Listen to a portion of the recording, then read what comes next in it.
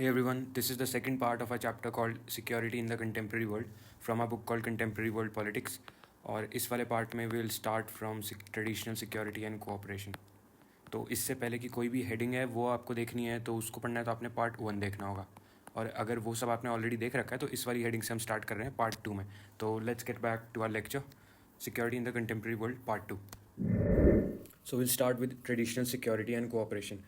Now in traditional security there is a recognition that cooperation in limiting violence is possible. यानी violence को रोकने में जो cooperation की इंपॉर्टेंस है उसको हमारा ट्रेडिशनल सिक्योरिटी वाला नोशन एक्नॉलेज करता है, रिकॉग्नाइज करता है. Now this violence could be of it could either be the violence used in achieving the ends of Wars, यानी वॉर्स के जो रिजल्ट्स होते हैं उनको अचीव करने में जो वायलेंस होता है हम उसको भी रिड्यूस कर सकते हैं. आपका ट्रेडिशनल सिक्योरिटी वाला नोशन इसको मानता है. या फिर जो वॉर्स में मीन्स यूज़ होते हैं ना, वॉर्स के प्रोसेसेस, यानी प्रोसेसेस किन तरीक़ों से वॉर लड़ी जाती है, जिन तरीक़ों से लड़ी जाती है, उसमें भी आपका ट्रेडिशनल सिक्योरिटी वाला नोशन बिलीव करता है कि through cooperation we can reduce the violence. हम वायलेंस को इसमें रिड्यूस कर सकते हैं. ठीक है, तो ये था an almost universally accepted view that countries should only go to war for self-defense or to protect others from genocide.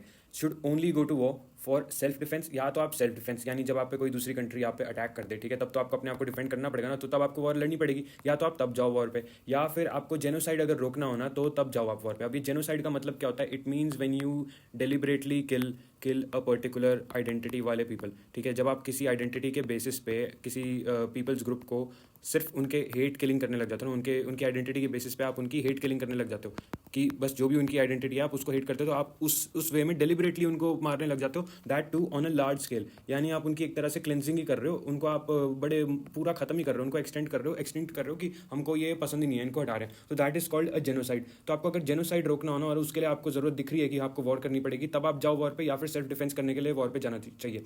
Otherwise force only should be used when after all the other alternatives fail. जब आपके दूसरे जितने भी options थे ना, जब वो fail हो जाए तभी आपको फोर्स यूज करना चाहिए. Otherwise force should never be a first option. ठीक है, never it should be a first option. अब इसके अलावा भी हमारे कोऑपरेशन के अदर मीन्स होते हैं, अदर फॉर्म्स होते हैं. तो ये इसमें हमारा सबसे पहले we will talk about disarmament. अब डिसआर्मामेंट का मतलब क्या होता है? Disarmament is about it requires all states to give up certain kinds of weapons. आपको इसमें थोड़े से अपने क्या करने होते हैं, गिव अप कर देने पड़ते हैं कि अब हम यूज़ ही नहीं करेंगे, इनको बैन कर देंगे, बेसिकली बैनिंग. ठीक है, तो बैन कर दो. इसमें आप एग्जाम्पल्स याद रख सकते हो, ये आपको ये आप हेल्प मिलेगी तो ये याद कर सकते हैं, तो ये हमेशा काम आएंगे. केमिकल वेपन्स और बायोलॉजिकल वेपन्स, इनके बारे में हम बहुत कुछ सुन सकते थे अगर आज तक टाइम होता, बट क्योंकि ये बैंड है तो हम इनके बारे में ज़्यादा सुनाई नहीं देता. हमें लाइक न्यूक्लियर के बारे में तो काफ़ी बातें होती रहती है ना, इनके बारे में बहुत कम सुनने में आता है. वाई? बिकॉज ये सारे बहुत पहले बैन हो चुके थे, क्योंकि बहुत ज़्यादा खतरनाक चीज़ें. तो केमिकल वेपन्स कन्वेंशन हमारी CWC ऑफ 1997 आई मीन, तो ये इसमें बैन हो गए केमिकल वेपन्स. फिर similarly BWC of 1972 biological weapons convention, इसमें वी बैंड बायोलॉजिकल वेपन्स. तो these are examples of disarmament. अब इसमें एक और थर्ड ऑप्शन आ सकता था आपका, विच इज़ न्यूक्लियर. ठीक है, कि आपका न्यूक्लियर जो वेपन्स होते हैं उसको भी आप यहाँ पे इंक्लूड कर सकते थे, बैन कर सकते थे, डिसआर्मामेंट उनकी भी हो जाती. बट ऐसा होने नहीं दिया. किसने नहीं होने दिया? US and Soviet union. उन्होंने कहा यार इसको बैन नहीं करेंगे, इसको बैन करने से बेटर है we will go to arms control. ठीक है, अब आर्म्स कंट्रोल क्या होता है? आर्म्स कंट्रोल वो होता है जब आप all right total outright ban तो नहीं करते चीज़ों को, बट उसको आप हैविली रेगुलेशन में डाल देते हो. आप हैविली रेगुलेट कर देते हो, उसकी जो प्रोलिफरेशन है ना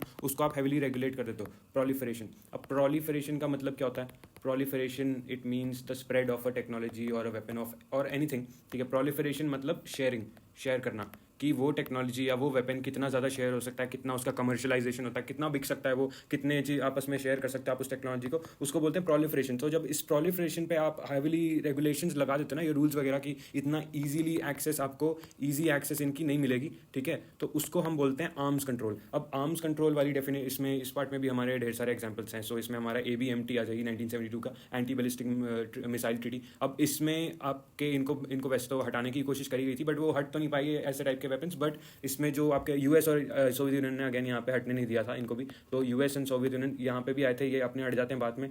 अब ये बैन तो नहीं हुई ये वाली मिसाइल आपकी एंटी बैलिस्टिक मिसाइल्स, बट इनकी जो प्रोडक्शन थी ना it was brought down heavily. ठीक है, सिग्निफिकेंटली इनकी जो प्रोडक्शन थी वो कम करा दी गई थी, और जो लार्ज स्केल प्रोडक्शन था वो भी रुकवा दिया गया था. तो that is a success at least. चलो बहुत ज़्यादा तो नहीं बन रहा ना, अब बैन नहीं हुआ कोई बात नहीं, तो कम तो कर दिया हमारा. फिर नेक्स्ट हमारे अदर एग्जाम्पल्स आ जाएंगे, इनको आप लिख सकते हो. SALT II हमारा, अगर आपको फुल फॉर्म ना भी याद रहे तो इतना काफ़ी रहेगा कि SALT II. ठीक है, SALT ऐसे लिखना है इसको, ठीक है, सॉल्ट टू भी चलेगा, नॉर्मल नंबर वाला वो भी चलेगा।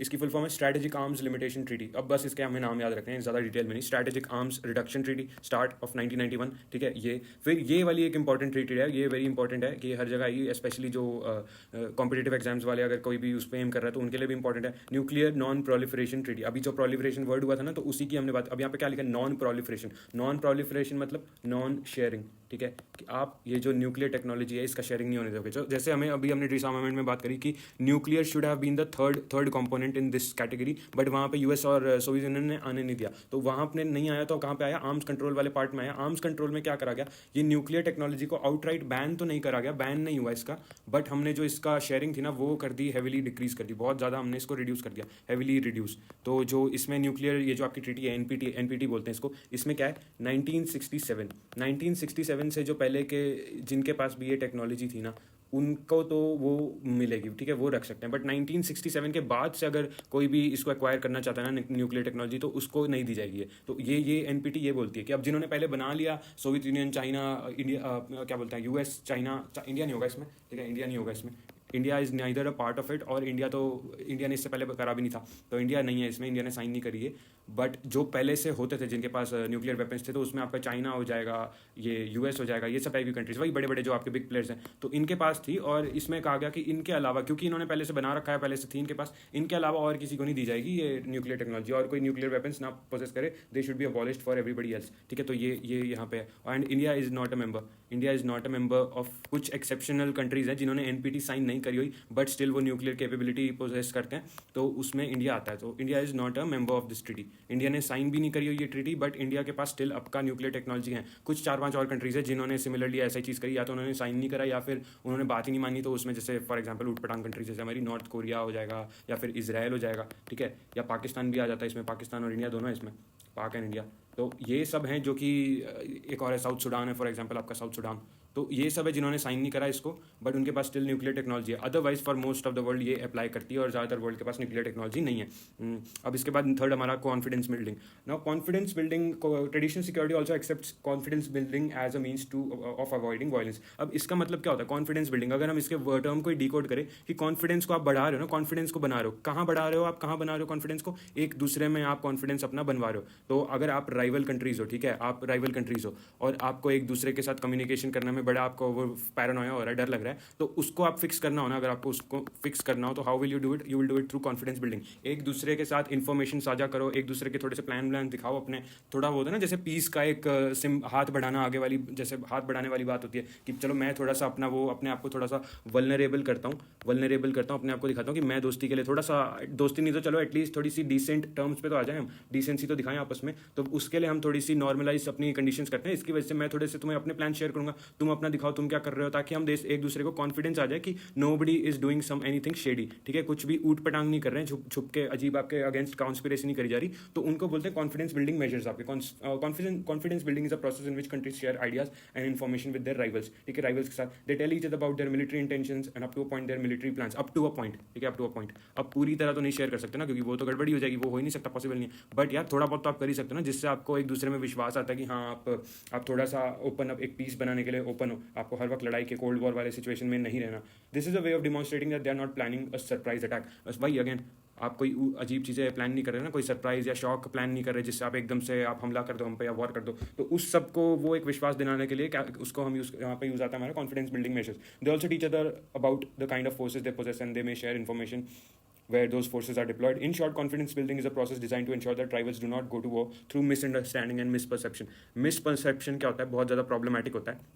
मिसपरसेप्शन में क्या होता है कि आपको गलत चीज़ें परसीव होने लग जाती हैं, ठीक है, तुमको लग रहा है कि यार सामने वाला तो बहुत कुछ कर रहा है, इवन तो वो चाहे कैसा भी कर रहा हो, हमें नहीं पता क्या कर रहा है, क्या पता कुछ ना भी कर रहा हो, बट अगर आपको लगने लग जाता है ना कि बहुत कुछ कर रहा है, तो फिर प्रॉब्लम हो जाती है। वो जब बहुत कुछ कर रहा है ऐसे फील आता है आपको, तो फियर हमारा आ जाता है, फियर एंड पैरानोया स्टार्ट हो जाता है। पैरानोया यानी पागलपन की, यार वो तो कुछ ना कुछ कर ही रहा होगा, प्लान हमें कभी भी अटैक कर सकता है। इस चक्कर में क्या होता है, फिर आप अपनी मिलिट्री को बिल्ड करना स्टार्ट कर देते हो, आप अपनी मिलिट्री को बिल्ड करना स्टार्ट कर देते हो। जो पहले सपोज करो वो आपका राइवल कुछ नहीं कर रहा था, अब वो आपको देखता है कि यार ये तो अपनी मिलिट्री बढ़ा रहा है, तो वो भी सेम प्रोसेस में जाता है, उसको भी डरने करने लग जाता है और उसको भी पैरानोया होने लग जाता है, जिसकी वजह से वो भी अपनी मिलिट्री को बढ़ाने लग जाता है। ठीक है, तो यहाँ पे ये एक अजीब सी मिसअंडरस्टैंडिंग हो जाती है कि यार ये दोनों एक दूसरे पे अटैक हम दोनों प्लान कर रहे हैं, बट एक्चुअल में किसी को भी करना नहीं था, बस वो फियर की वजह से, मिसअंडरस्टैंडिंग की वजह से वहाँ पे होने लग जाता है। कॉन्फिडेंस बिल्डिंग उसको कम करता है, उसको फिक्स कर देता है। कॉन्फिडेंस बिल्डिंग हम इस चीज़ को दूर करने के लिए यूज़ करते हैं, ये भी मेजर है हमारा। तो यहाँ पे ये वाला जो हेडिंग थी ये खत्म होती है। Now we will move on to non traditional notions of security.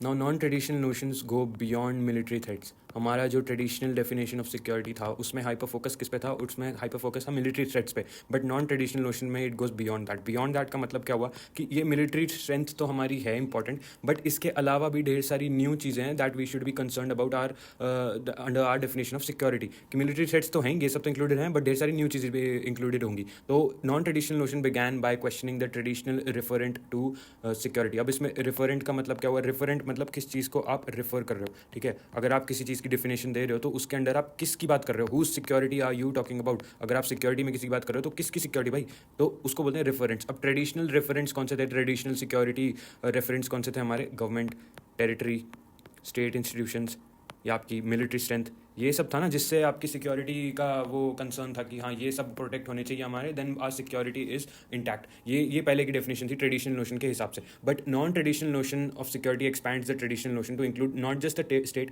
But also individuals और कम्युनिटीज और indeed all of humankind. अब वही है यार, अगर आप इंडिविजुअल्स को ही प्रोटेक्ट नहीं कर रहे तो उस सबको प्रोटेक्ट करने का मतलब क्या हुआ, आपकी टेरिटरी, गवर्नमेंट, आपके स्टेट इंस्टीट्यूशन, आपकी मिलिट्री, इस सब की प्रोटेक्शन या इस सबको पावरफुल बनाने का मतलब क्या हुआ, जब आपके ह्यूमंस ही नहीं है उनको चलाने के लिए, वही नहीं बच रही, लोग ही नहीं बच रहे आपके इन सबको रन करने के लिए, तो इन सबको फायदा क्या हुआ। तो naturally you should expand your definition and include this as well, क्योंकि ये बहुत इंपॉर्टेंट एसेट है, ह्यूमंस तो बहुत इंपॉर्टेंट, इनके बिना कहाँ से चलेगा आपका कोई भी इंस्टीट्यूशन। तो इंडिविजुअल्स और कम्युनिटीज, अब इंडिविजुअल्स को कर रहे हो तो कम्युनिटीज को भी करो प्रोटेक्ट, और कम्युनिटीज को कर रहे हो तो फिर यार आपका तो एक कंक्लूजन निकल के आ ही गया ना कि you should be concern about the protection of life itself. ठीक है, कि लाइफ की आपको जो वैल्यू है वो समझनी चाहिए ना, आपको उसकी इंपॉर्टेंस समझनी चाहिए। ह्यूमन काइंड को ऐसे ही क्यों आप कैजुअलिटी की तरह बार बार मारी जा रहे हो, वो अच्छे खासे जीते जाते लोग हैं, स्पेशली इनोसेंट लाइफ जो होती है, उनका क्या लेना देना, या आपके जो फ्यूचर ऑफ द वर्ल्ड है उनका कोई इन्वॉल्वमेंट नहीं। आपके मिलिट्री जो आपके जो भी इशूज़ हैं जो कि पहले के लोगों ने कराए हुए हैं, उनको क्यों आप सफ़र करवा रहे हो साथ में, उनकी कुछ तो प्रोटेक्शन होनी चाहिए ना। तो your definition should be concern about that. तो नॉन ट्रेडिशनल नोशन के हिसाब से this is the more accurate definition of security.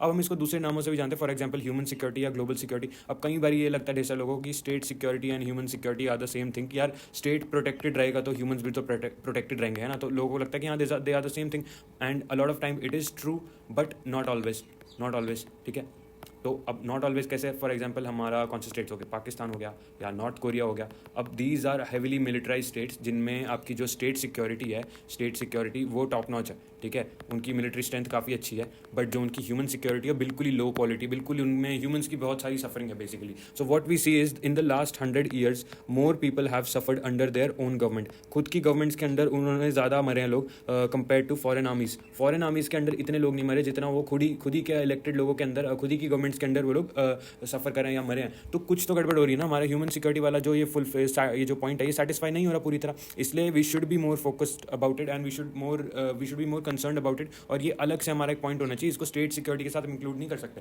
अच्छा, अब ह्यूमन सिक्योरिटी के जो सपोर्टर्स हैं, उसके प्रोपोनेंट्स हैं, वो इसको अग्री करते हैं कि हाँ ह्यूमन सिक्योरिटी होनी चाहिए, बट इसमें हम वो उनका एक डिफरेंस आ जाता है कि some support narrow concept while others support broader concept. ठीक है, तो narrow concept of security is all about its relation with direct violence.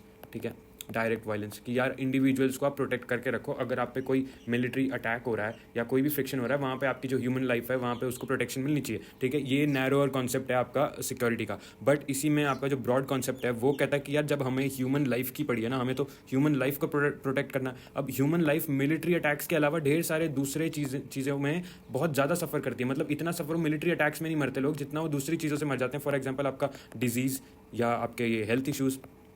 ठीक है, तो ये ऐसे टाइप की चीज़ों में आपका जो क्या बोलते हैं थ्रेट्स टू ह्यूमन डिग्निटी, ये आप जेनोसाइड, टेररिज्म। ठीक है, टेररिज्म, तो ये सब टाइप की जो चीज़ें हैं, हंगर हो जाएगा इंक्लूडेड इसमें, ऐसे टाइप की चीज़ें इसमें ह्यूमन, या नेचुरल डिजास्टर्स भी आ जाएंगे इसमें, हमारे नेचुरल डिजास्टर्स। तो इसमें human life is suffering much more than a direct military conflict जिसमें सिर्फ आपका एक स्ट्रेट वायलेंस हो रहा है। तो यार उसमें आप कर ही रहे हो, उससे तो कहीं ज़्यादा आपका, अगर आप कंपेयर करो ब्रॉड वाले कॉन्सेप्ट में, आपका जो है उसमें ढेर सारा it is more human suffering involve in that. तो आपको you should be concern of human security in that aspect as well. ठीक है, तो वो ब्रॉड कॉन्सेप्ट्स के जो प्रोपोनेंट्स है वो ये कहते हैं। अच्छा, वो कहते हैं कि यार आप इस सब की चिंता कर ही रहे हो तो फिर आप आपके ये दूसरी सिक्योरिटीज़ भी तो आ जाती हैं, सोशल सिक्योरिटी या फिर आपका इकोनॉमिक सिक्योरिटी, कि लोगों को खाने के लिए उनका वही, अगर आपको ह्यूमन सफरिंग रोकनी है तो उनकी सिचुएशंस आपको सुधारनी होगी ना, तो आपको इस सबसे भी कंसर्न होना चाहिए। ये भी आपका इंपॉर्टेंट एक एस्पेक्ट होना चाहिए ह्यूमन सिक्योरिटी डेफिनेशन के अंदर। तो वो ये भी बोलते हैं कि it is all about freedom from want and freedom from fear, ठीक है, कि आप ह्यूमन डिग्निटी जो है, ह्यूमन डिग्निटी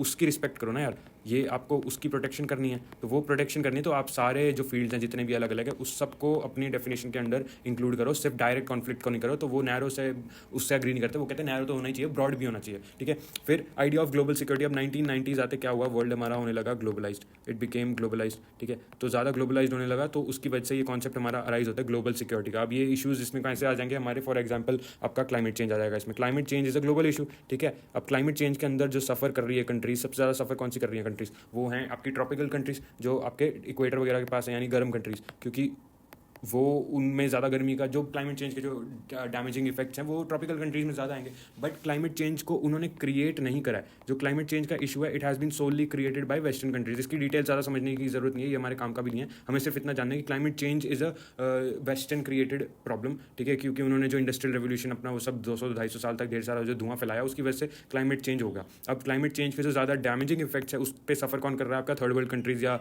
आपकी डेवलपिंग कंट्रीज़, उन पर ज़्यादा आ रहा है। तो यार इनकी गलती नहीं है बट सफ़र ये कर रहे हैं, गलती इनकी है बट ये आराम से बैठे हैं। तो यार एक ग्लोबल इशू हो गया ना, दोनों को फिर आपस में कुछ सॉल्व करना चाहिए अपना मैटर। तो ऐसे ऐसे हमारे ढेर सारे इशूज़ है, या फिर हमारे हेल्थ एपिडेमिक्स, या जैसे हमारा कोरोना था, पैंडेमिक था, वो हेल्थ एपिडेमिक्स एंड पैंडेमिक्स कुछ भी कह लो आप। तो जैसे हेल्थ डिजास्टर्स हो गए ग्लोबली, एड्स का जब हुआ था वो भी बहुत बड़ा प्रॉब्लम हुआ था, bird flu, so on. No country can resolve these problems alone, और अकेले आप नहीं कर सकते इस सबको रिजॉल्व। तो आपको ग्लोबलाइज होना पड़ेगा और ग्लोबल सिक्योरिटी के लिए इक्वली सबको कलेक्टिवली कंसर्न होना पड़ेगा। सी लेवल राइजिंग, अगेन सी लेवल राइजिंग, ये भी एक इशू आ जाता है। इससे रिलेटेड ढेर सारे हमारे इशूज़ हैं जो कि प्रॉब्लम्स है, फ्लड्स आ जाएगा आपका या फिर सुनामी हो जाएगा, ठीक है। ये सब आ रहा है तो आपको ग्लोबल इसमें अगर आप एक अपना कोलैबोरेशन करोगे, सारे एक साथ मिलकर सॉल्यूशन ढूंढोगे तो आपको ज़्यादा हेल्प मिलेगी और आप ज़्यादा इजीली सेव हो पाओगे, ठीक है। तो ये भी हमारा इसके अंदर आता है। Since these problems are global in nature, the cooperation is vital even though it is difficult to achieve. Cooperation होनी चाहिए और हमारा our world is headed towards that. Now new sources of threats. With changing times, जो non traditional notions of security हैं इनको threaten करने के लिए we see the rise of new sources. I mean new sources में सबसे पहले we have terrorism आपका, which is defined as political violence targeted at civilians. अब इसमें पॉलिटिकल वायलेंस इज़ अ की टर्म, तो वो याद रखनी है। अच्छा, सिविलियंस कौन होते हैं? सिविलियंस आर आपके non military people, non military. तो नॉन मिलिट्री पीपल को टारगेट करना पॉलिटिकल वायलेंस के द्वारा, that is called terrorism. Now it is deliberate and indiscriminate targeting. Deliberate यानी आपने सिर्फ पब्लिक को ही टारगेट करना है, आप जाके मिलिट्री से नहीं लड़ रहे, डिफेंस फोर्सेस से नहीं लड़ रहे, आप डिफेंसलेस जो कि लेना देना भी नहीं होगा और ये खुद को डिफेंड कर भी नहीं सकते, इनोसेंट पब्लिक, इनको जाके आप टारगेट कर रहे हो, ठीक है। तो it's deliberate targeting of public आपका जो। अच्छा, नेक्स्ट इसमें इनडिस्क्रिमिनेट टारगेटिंग, इसका मतलब क्या हुआ? इनडिस्क्रिमिनेट टारगेटिंग मतलब आपको फर्क नहीं पड़ रहा कौन जनता है, क्या रिलेशन है, आपको जाके बस बम धमाका करना है, आपने फोड़ना है, ठीक है, आपने बस क्रिएट करना है फियर, ठीक है। This is your main goal. तो इसलिए इनडिस्क्रिमिनेट टारगेटिंग में क्या एक और एलिमेंट आ जाएगा कि ये जो टेररिस्ट होते हैं ना, इनको अपनी आइडेंटिटी से जो बिलोंग करने वाले लोग हैं ना, ये उनकी सेफ्टी को या उनकी लाइफ को भी कॉम्प्रोमाइज़ करने के लिए रेडी रहते हैं, इनको कोई दिक्कत नहीं होती। इसलिए तो आप देखते हो ना सुसाइड मिशन वगैरह वो सब टाइप का, तो उसे उसे बोलते हैं आपका इनडिस्क्रिमिनेट एंड डेलिबरेट टारगेटिंग। अब टेररिज्म जैसे हमने बोला political violence, now political violence why? क्योंकि इनको अपनी कुछ पॉलिटिकल डिमांड्स होती हैं इनकी, जो इनकी पॉलिटिकल कंडीशन से कुछ ना कुछ चेंज करवाना चाहते हैं, जिसके लिए ये जो पब्लिक का एंगर है ना, पब्लिक का एंगर या उनकी फ्रस्ट्रेशन या उनकी अनहैप्पीनेस, इसका मिसयूज़ करके ये क्या करते हैं, उसका करते हैं वेपनाइजेशन। उनको वेपन्स की तरह उसमें तब्दील कर देते हैं पब्लिक की जो फ्रस्ट्रेशन होती है, और उस वेपनाइजेशन को यूज़ करके जो भी आपकी रूलिंग अथॉरिटीज़ होगी, एडमिनिस्ट्रेशन, गवर्नमेंट जो भी होगा, उनसे जो अपनी पॉलिटिकल डिमांड्स थी उनको मनवाने के लिए ये लोग फोर्स करते हैं। तो दे यूज़ फोर्स एंड फियर, ठीक है, पैरानोया क्रिएट करते हैं ये, और इससे इनको लगता है कि यह हमारी डिमांड्स बन जाएगी, दैट इज़ कॉल्ड टेररिज्म आपका। अब इसमें क्लासिक एग्जांपल्स हमारे ढेर सारे होंगे जो सबको पता ही है। प्लेन को हाईजैक कर लिया आपने, ट्रेन को हाईजैक कर लिया, या इनमें बॉम्ब रख दिए, प्लेन में बॉम्ब रख दिया, ट्रेन में बॉम्ब रख दिया, कैफेज़ में बॉम्ब रख दिया, ठीक, कोई भी public place, basically public place जहाँ पे है वहाँ पे आपने बॉम्ब रख दिया। अब आपने चलो बॉम्ब नहीं रखा तो फिर आपने गन फायरिंग कर दी, इनडिस्क्रिमिनेट गन फायरिंग, अचानक से ढेर सारे लोगों को मार दिया, तो that is called your terrorism. Next हमारा human rights. Now human rights हमारे 3 टाइप्स के, we have recognised them 3 types के। इसमें सबसे पहले political rights, political human rights, political rights जैसे आपका freedom of speech and expression, ठीक है, कि आपको बोलने का हक तो होना चाहिए ना। ढेर सारी कंट्रीज है जहाँ पे उनकी गवर्नमेंट्स उनके लोगों को अलाउ नहीं करती है बोलने के लिए, तो वहाँ पे व्हाट वी विल से कि उनके जो ह्यूमन राइट्स हैं वो फुली रिकॉग्नाइज नहीं है। वाई? बिकॉज पॉलिटिकल राइट्स तो है नहीं, उनको बोलने की आज़ादी तो है नहीं ना, फ्रीडम है नहीं। सो इसमें फर्स्ट हुआ है। सेकंड इसमें हमारा कौन सा राइट है? सेकंड इसमें एक second, third type, second type is economic and social rights. Economic and social right, अब इकोनॉमिक एंड सोशल सिचुएशंस बनाने के लिए अगर आपकी गवर्नमेंट आपको राइट्स प्रोवाइड नहीं कर रही है, आपको इंप्रूव करने के लिए अपनी इकोनॉमिक एंड सिचुएशंस, ये इकोनॉमिक एंड सोशल सिचुएशंस को इंप्रूव करने के लिए, तो वी विल से कि your economic and social rights are not recognize. ठीक है, उस सिचुएशन में हम ये बोलेंगे इकोनॉमिक सिचुएशन, आपको यार आपका लाइवलीहुड अर्न करने का एक जरिया होना तो चाहिए ना, आपको मिलना चाहिए, आपको गवर्नमेंट प्रोवाइड करनी चाहिए। सोशल सेटिंग्स में सपोज करो आपको सोशली डिस्क्रिमिनेट करा जा रहा है या ऑस्ट्रासाइज करा जा रहा है, किसी ना किसी रीजन से आप सोशल रीजन की वजह से सफरिंग चल रही है आपकी, ह्यूमन सफरिंग, तो वहाँ पे अगर आपकी गवर्नमेंट या आपका जो भी रूलिंग आपकी बॉडी है वो आपको सपोर्ट नहीं शो कर रही, वो इन राइट्स को रिकग्नाइज नहीं कर रही, तो वी विल से कि your human rights there are compromise. ठीक है, और थर्ड, इसमें थर्ड कैटेगरी कौन सी है हमारी, the third type is colonize people के राइट्स, जो गुलाम कंट्रीज थी पहले, या फिर आपके इंडिजिनियस पीपल। ठीक है, indigenous people usually we talk about this in the sense of native American आपके, या फिर ऑस्ट्रेलियन एबोरिजिनल्स। ठीक है, वहाँ के लोग बेसिकली जो यूरोपियन कॉलोनियलिज्म से पहले जो वहाँ पे लोकल जनता रहते थे, वहाँ के नेटिव लोग,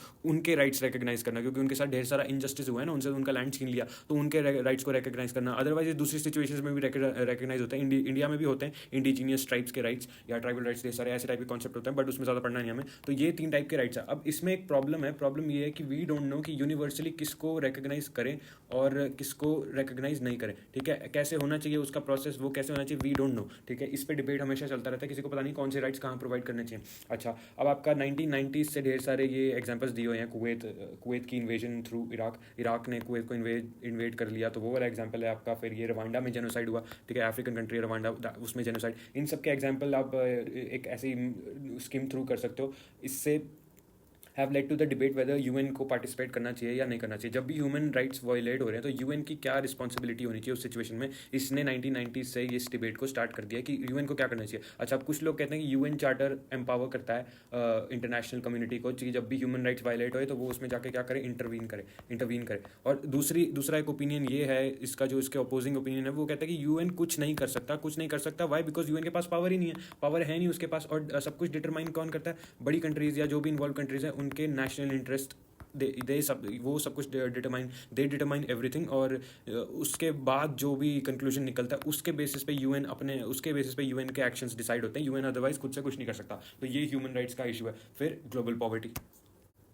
अब पॉवर्टी का मतलब क्या हुआ, गरीबी आपकी हाई कब होती है, जब आपका पर कैपिटा इनकम होता है लो। पर कैपिटा इनकम का मतलब क्या हुआ कि जब एक डिफाइंड एरिया में आप पर पर्सन इनकम को कैलकुलेट करते हो तो उसको बोलते हैं पर कैपिटा इनकम आपकी।